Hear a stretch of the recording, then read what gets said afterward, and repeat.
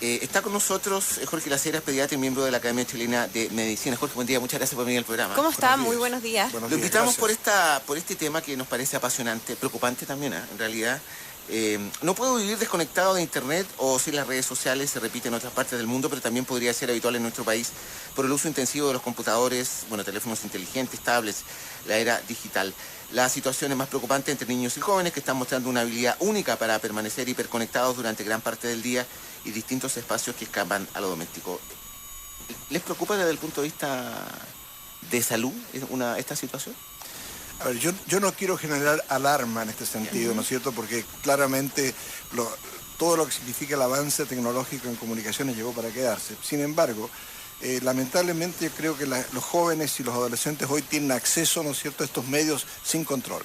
O sea, no hay control en la familia, no hay control en los colegios y no hay control en la sociedad. O sea, no hay una política pública que de alguna manera ayude a los jóvenes a estar en la red. Doctor, pero ¿en qué momento esto comienza a ser algo preocupante, algo negativo? Porque uno también podría decir, bueno, estos niños o estos jóvenes son nativos digitales. Tal como uno nació con televisión y quizás era súper bueno para ver televisión, ellos han nacido con toda esta tecnología y es parte de su vida y tiene también un montón de beneficios. No hay que mirarle solamente el lado malo. ¿En qué momento ya uno puede empezar a ver que hay un tema de anormalidad, que hay un tema problemático en esta conducta?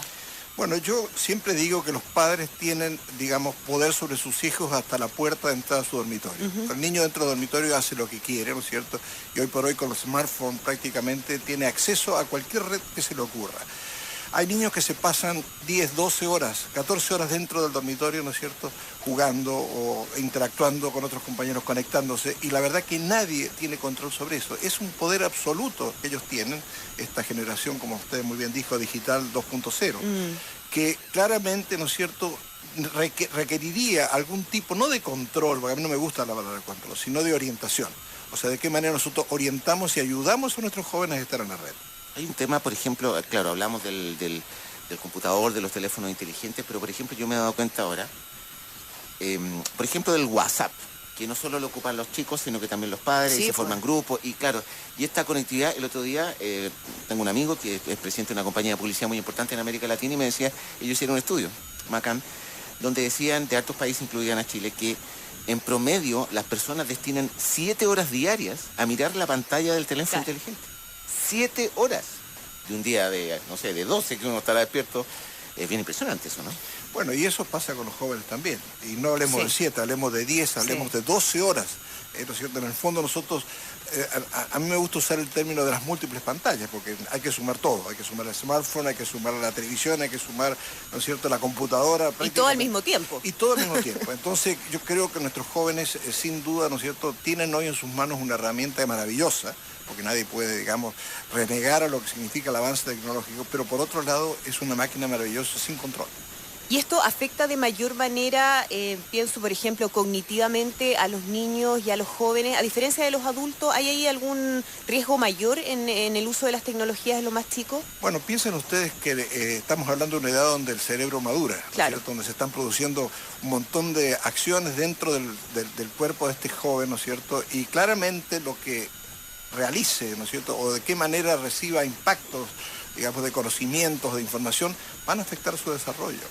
Y hoy se ha visto, por ejemplo, que hay un grupo de niños de esto, y ahí va un poco el área médica de todo esto, porque yo pienso que esto es un tema de la comunicación, pero ¿por qué me involucré yo? Porque me di cuenta que el área médica era un área que estaba un poco huérfana en toda esta discusión. Hay niños que han tenido problemas, ¿no es cierto?, de bipolaridad, hay niños que han tenido problemas de adicción, hay niños que han tenido un montón de problemas psicológicos vinculados a este exceso de uso de las redes. Se habló durante un tiempo de adicción a Internet, pero adicción a Internet es un término un poquito, digamos, discutido, porque generalmente los médicos cuando hablamos de adicción nos referimos al uso de alguna sustancia. Claro. Entonces por eso se ha preferido usar el término de la hiperconectividad, porque en el fondo lo que ocurre es efectivamente eso, un exceso de conectividad. Pero finalmente tiene las mismas consecuencias que podría tener una adicción en términos de una dependencia total y absoluta. Y eso pasa no solamente con las drogas, sabemos que pasa con el juego, pasa con muchas otras cosas más. En este caso efectivamente se genera una dependencia, ¿no es cierto?, que es claramente una adicción, y una adicción que hay que corregir en muchos casos. ¿Y cómo se hace eso? Estamos conversando, ustedes escuchan Doctor Jorge Lacera es miembro de la Academia Chilena de Medicina. ¿Cómo se hace en la práctica, Jorge? Porque eso es una tarea tremendamente complicada. Sí. Se me ocurre, estoy pensando en los padres, que bueno, aparte de las múltiples preocupaciones está esta, digamos. A veces la tecnología suple la ausencia, digamos.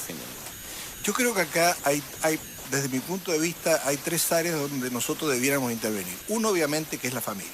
O sea, los padres debieran estar un poquito más informados de esto, tener claro qué es lo que hacen sus hijos, ¿no es cierto?, con sus teléfonos, con sus computadoras.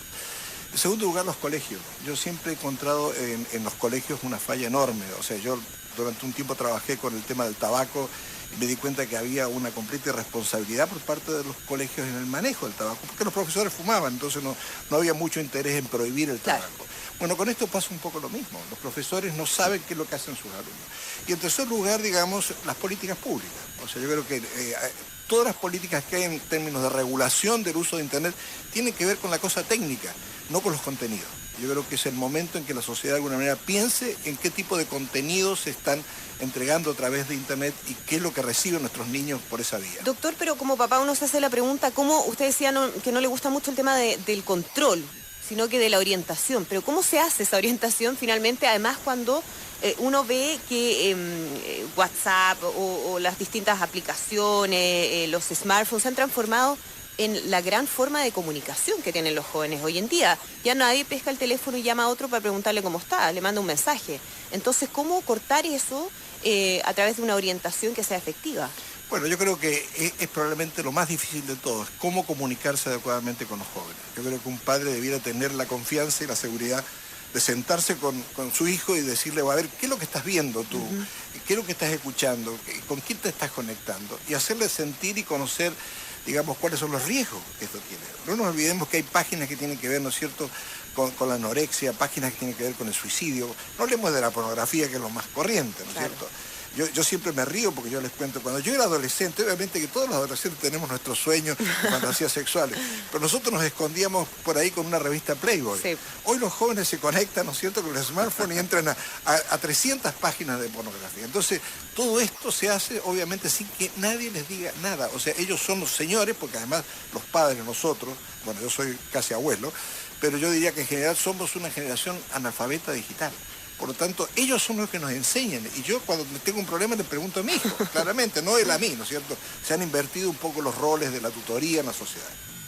¿A qué edad es recomendable que los niños comiencen a acercarse a la tecnología? ¿O es de siempre? ¿O hay que permitirles? Porque ahora los niños chicos ya piden smartphone, quieren tener teléfono, quieren tener tablet. ¿Hay alguna edad donde uno puede decir ya es una edad donde tienen cierto control, donde pueden hacerse cargo también? Cuotas de uso en el día, no sé. Claro, bueno, la Academia Americana de Pediatría y de Canadá, ellos han establecido una serie de normas con respecto a este uso. De partida ellos definen que menores de 2 años no debieran tener acceso a esto. Ya. O sea, menores de 2 años, eso absolutamente. Sí, ellos lo establecen claramente en una cantidad de normas que han hecho. Porque uno ve de repente, perdón, papás, que le pasan la tablet a una guaguita para que se entretenga. Absolutamente, y eso está más claro. Los niños aprenden a usar la tablet antes que a caminar o a atarse los cordones de los zapatos. Ahora, a partir de ese momento, ¿no es cierto?, lo importante es cómo orientar, cómo el padre puede, digamos, ir educándolo. O sea, dándole un conocimiento de qué significa entrar en esta red y tener acceso a esto. Y eso no puede ser dejado al libre interés del niño. Tiene que haber una orientación, por eso digo que esta es una tarea conjunta de padres, de educadores de colegio y obviamente de Estado en términos de regular algunas políticas. Además, me dice, doctor, aquí me escribe, hay harta gente que está escribiendo el programa. Por ejemplo, Leonora Alonso me dice, antes de los 13, revisar siempre su WhatsApp, me da una idea. O Jaime Palomino, que me dice algo muy interesante, dice, ¿cómo controlar el contenido cuando el 90% de Internet es basura? Que ahí hay un desafío adicional, sí, ¿no? Seguro. No, si nosotros el contenido no lo vamos a poder controlar. Nosotros lo que le tenemos que enseñar al niño son pautas de conducta. O sea, hacerle ver los peligros. Y los niños acogen eso. Cuando un padre, digamos, es capaz con seriedad de hacerle ver, mira, no te metas en esta página porque te puede pasar esto, vas a tener este riesgo. Los niños aceptan eso. En el fondo lo que pasa, lo único que no podemos hacer es ignorar el tema. ¿No es cierto? Hacernos los tontos, mirar para el lado y dejar que ellos sigan manejándose como lo han hecho hasta ahora. Yo diría que si uno hace un estudio en familias, que en Chile lamentablemente tenemos muy pocos estudios en esta área, o sea, más del 50% de los niños menores de 10 años ya tienen una página formada en Facebook, más del 50%. Y esos niños seguramente de sus padres El 90% de los padres no tienen ni idea qué es lo que hacen estos niños. Claro, Facebook hoy, me lo explicaba un sociólogo el otro día, la plaza pública, digamos, ahí el lugar de encuentro, y eso es bien impresionante. Fíjese que yo hace un par de días atrás estaba mirando un espectáculo, y atrás mío, un espectáculo muy bueno, y atrás mío habían 4 personas, 3 de ellos estábamos viendo esta cosa, y con los teléfonos inteligentes, no estaban interesados en nada, y uno enanito así. No deja sorprenderme también, yo no sé cómo lo ve usted, doctor, desde el punto de vista también del sentido de comunidad, de la convivencia. Yo recuerdo cuando, por ejemplo, la Sony crea la Walkman, que nunca me he olvidado yo este concepto, el eslogan, la frase de venta era "nunca más estarás solo". Esta cosa de la cierta del fono, que me parece que se aplica perfectamente también a lo que ocurre con los teléfonos inteligentes, con la tecnología hoy día, ¿no? Bueno, yo no sé si a ustedes les ha pasado alguna vez estar en un restaurante donde está el padre, la madre y 2 de los niños. Y los 4 están con su smartphone, ¿no es cierto? Y no hay ninguna comunicación entre ellos. Eso pasa en los aeropuertos, eso pasa en los restaurantes, o sea, todos estos lugares que habitualmente eran lugares de intercomunicación familiar, ya no lo son. Claro, y ahí uno se pregunta qué tan importante también es el ejemplo, porque uno puede darle charlas a los hijos, todo un discurso, pero resulta que los papás también están súper conectados, dependientes del correo que llega del trabajo, del mensaje del WhatsApp del grupo, de los papás, etcétera. Y finalmente ese discurso queda en nada. Absolutamente. Me dice Felipe Escanilla, Felipe Escanilla me dice, le paso YouTube a mi hijo para que vea videos infantiles. ¿Qué tan malo es? Él maneja el teléfono solito y elige sus videos.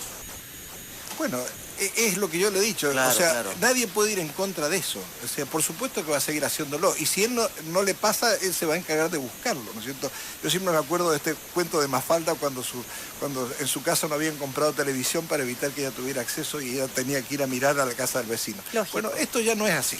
Todos tienen acceso, ¿no es cierto? En el fondo, insisto, no es un tema de control. Yo creo que es imposible que un padre pueda controlar qué es lo que hace su hijo con su teléfono celular o con su computadora. Josefa Harrison, que yo adhiero a lo que ella plantea, me dice, tendría que ver también el poco tiempo que invertimos en las relaciones personales, el poco tacto que estamos teniendo, claro, esta cosa del estar, digamos. Absolutamente, absolutamente.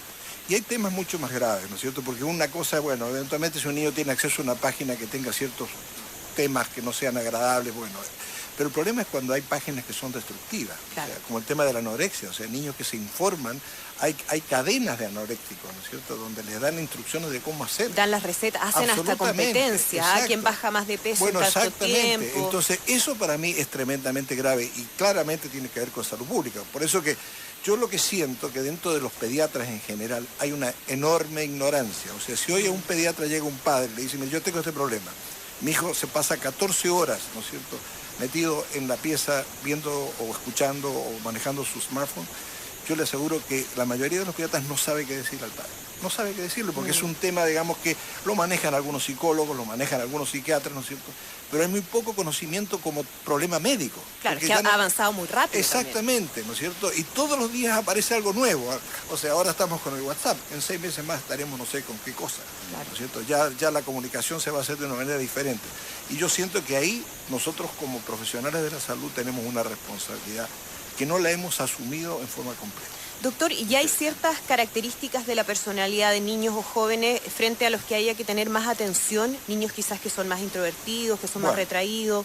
Ese es un gran tema, ¿no es cierto? Porque hay algunos estudios hechos sobre todo en países orientales, en Corea, en Japón, en China, donde efectivamente se ha encontrado que niños que tienen una hiperconectividad tienen cuadros, digamos, bipolares, tienen cuadros depresivos, tienen cuadros de psicosis. O sea, hay claramente una relación entre problemas psicológicos de estos niños con el uso excesivo de Internet. Lo que no está claro es si estos niños se predisponen al mayor uso o si el mayor uso puede de alguna manera desencadenar. Pues al revés, si es causa o efecto. Ese es un tema que está todavía pendiente en la sociedad. Perfecto. Doctor, muchas gracias por habernos acompañado.